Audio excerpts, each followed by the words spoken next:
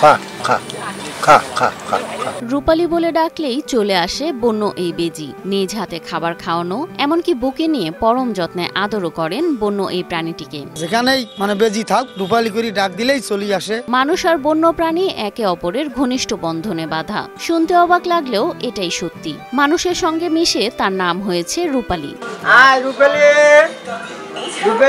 যেখানে মানুষ দেখলেই বন্য প্রাণীরা ভয়ে জীবন নিয়ে পালানোর চেষ্টা করে, সেখানে বেজিটি চরম নিরাপত্তায় চলে আসে শুকুর আলী নামে একজন চা বিক্রেতার কাছে। বেজি আর মানুষের যেটা সম্পর্ক, এরকম বিরল সম্পর্ক আমরা কখনো দেখি নাই। নিজের সন্তানের মতো বেজিটিকে লালন পালন করেন শুকুর আলী। বেজিকে দোকানের কলা, রুটি, বিস্কুট ও দুধ খেতে দেন। ৬-৭ মাস থেকে আমার বাবা ছেলের মতন লালন পালন করতেছে।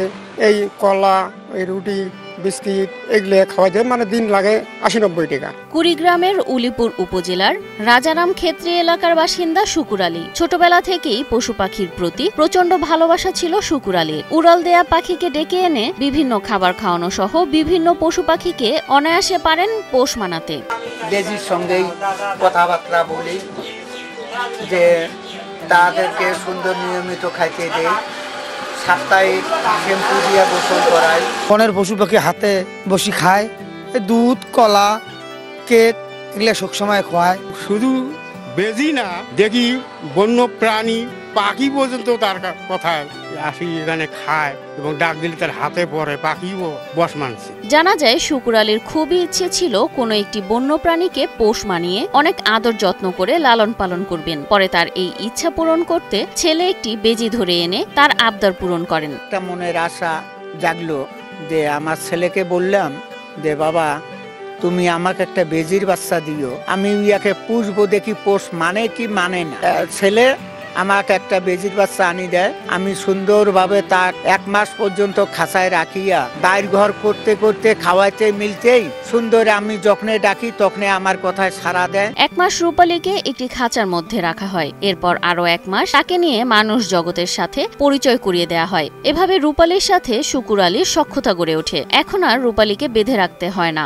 আর বেজি যেখানেই যাও, শুকুর আলী মামা ডাক দিলেই চলে আসে। রূপালীর সাথে শুকুর আলীর সম্পর্ক দেখে অবাক এলাকাবাসী। দূর দূরান্ত থেকে অনেকেই আসেন রূপালীকে দেখতে। বন্য প্রাণীর সাথে মানুষের এমন বিরল সখ্যতা উপভোগ করেন এলাকাবাসী। বহুদিন ধরে দেখি বেজি কিভাবে যে বস মানালো।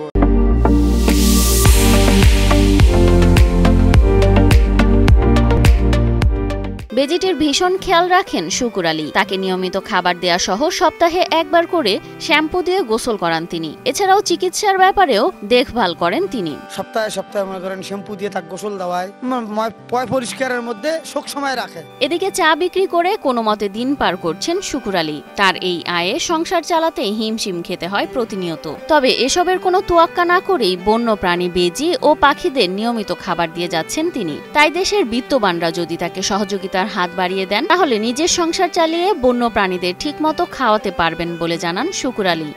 সরকারি বা বেসরকারি সুযোগ সুবিধা এবং এনজিওর মাধ্যম দিয়ে যদি আমাকে একটু সহযোগিতা করতো, আমার খালি বেজি কেন, আমি আরো অনেক পশু পাখিকে পোষ মানার মতন ইনশাআল্লাহ আমার ক্ষমতাটা আছে।